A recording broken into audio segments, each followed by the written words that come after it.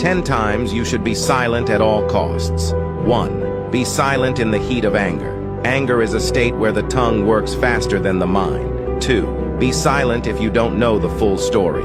Jumping to conclusions can cause misunderstandings and unnecessary conflicts. 3. Be silent if your silence can save relationships and bonds. Not every thought needs to be vocalized. 4. Be silent if you can't talk without yelling. 5. Be silent when you feel too emotional to be rational. 6. Be silent when the words you use can destroy your friendship or relationship. 7. Be silent even if your words might simply offend someone. There's always a better way to handle things. 8. Be silent when listening is more beneficial than speaking. 9. Be silent when you are unsure of your own feelings or motives. Sometimes introspection requires quiet. 10. Be silent when the environment is tense and adding words might just fuel the fire. If you watched until here, let me know by commenting a fire emoji. As it shows, you are a person who always wants to be better every day.